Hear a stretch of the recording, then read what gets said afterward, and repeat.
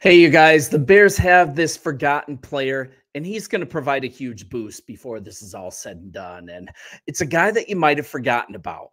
He's back from injury and he's ready to contribute. And check this out, defensive end Jacob Martin. He strung together consecutive full participation practices, and the 28-year-old defensive lineman, he signed with the Bears back in March. He ended up beginning the year on injured reserve with a designation to return. Now's the time to come back, and he could join the Bears roster as early as this week's game against the Jaguars. If not, he's going to be a contributor later on the year. And considering that the Bears continue to deal with a banged-up Zach Pickens, still out due to that growing injury, useful depth, it's a welcome sight, right? I think it's a little more than that, though. We just got another significant pass rusher to add to this arsenal, and this is a very big deal in my book. And why is this a big deal? Well, Martin was originally a big part of figuring out the right end situation in the preseason. Remember that. Remember that back then. What are we going to do at right end? This defensive line is not complete. He ended up getting injured. Some other things happened. Poles was able to pivot in a great way. He had guys like Darrell Taylor. And it was kind of fortuitous that Martin got hurt, because his absence, it made room for a guy like Hardy. He had a chance to get some playing time, and he ended up showing he can be dominant in spurts. He ended up being a nice piece to add to this team. And in the end, Martin is just a good fit for this system. And this is going back all the way to his days with Lovie Smith in 2021. I'll get to that, more on that if you stay with me for a few minutes. But to really see how, let's look back to what was going on in the offseason back then when he was with the team before he got hurt. And let's try to gauge where Martin was going to fit into our plans before this injury. And I'm going to go to this story that's from back then on bleachernation.com. And during that time, we are looking at this team and calling for free agents to be brought in. And one of those guys was Emmanuel Ogbah, if you remember. He was a big target for the Bears assigned to bolster this defensive line, but we didn't even bring him in for a workout. He ended up signing with Miami. He went back home. But at the time of this, it was thought by myself and others that the main reason the Bears passed was that they were seeing lots of good things out of defensive end Jacob Martin. And he was kind of an under-the-radar addition during the offseason. But during camp, coaches and teammates alike were impressed. He was going to be a huge part of an in-house solution at right end, depth behind Montez Sweat as well. And I think to know the book on this player, to really assess who he is, the key is going back to his time with Lovie Smith in Houston. Same scheme, similar role. Lovie Smith, he runs a very similar defense back in the day that Coach Flus runs now.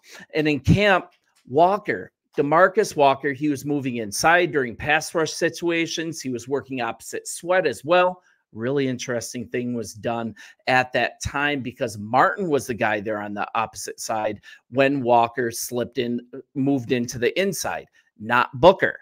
Now, this was significant back then as far as where he was in the pecking order.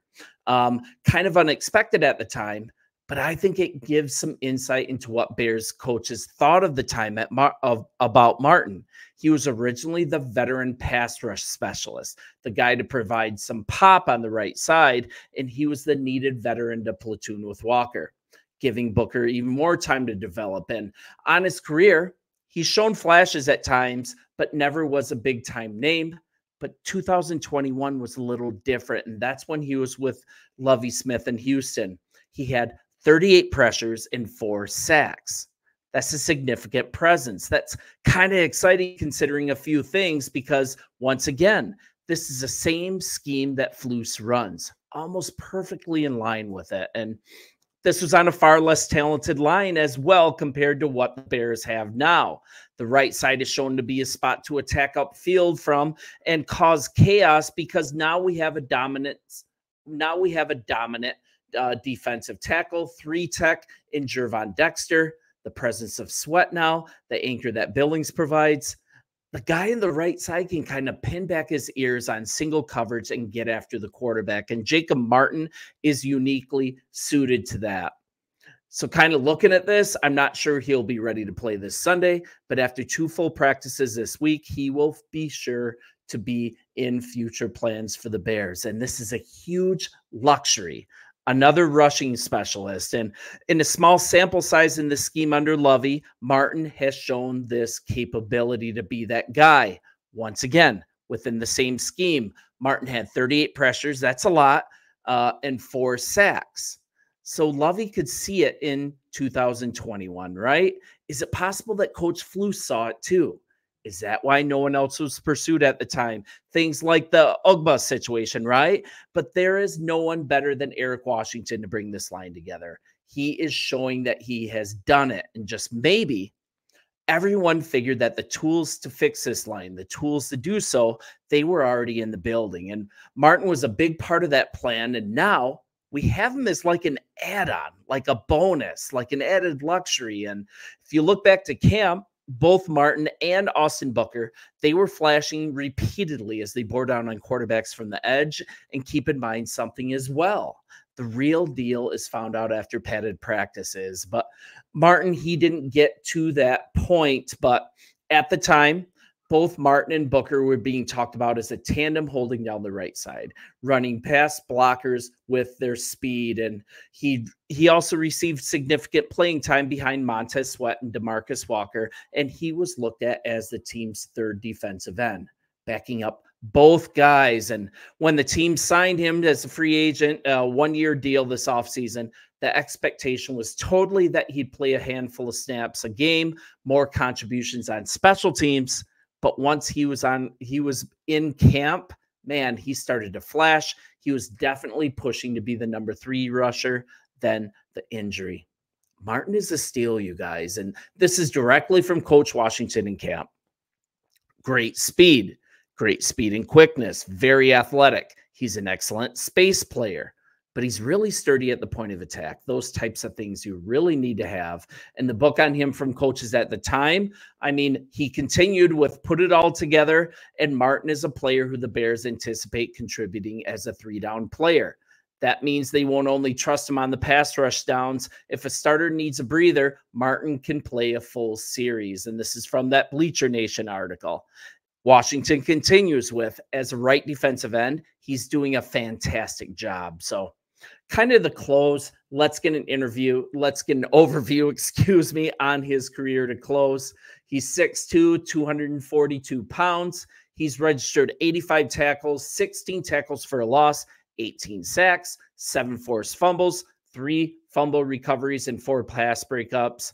And this is a guy who was selected by Seattle in the 6th round back in 2018. He played college ball at Temple. And as a rookie, he played 23% of the Seahawks snaps on defense and 61% on special teams. But then he was traded to the Texans in 19, and this was also with outside linebacker Barkevius Mingo, 2020 third-round pick in exchange for defensive end Jadeveon Clowney.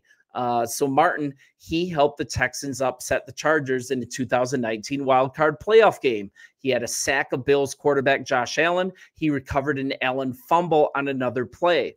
So he had some impact there. And he followed that with becoming a full-time NFL starter for the first time. So that first year, he appeared in 17 games, 14 starts. He established career highs across the board, 23 tackles, 5 tackles for a loss, 4 sacks, 3 pass breakups. He also had a safety, and then he went to the Jets and kind of had a cup of coffee with them, and then he was traded to the Broncos.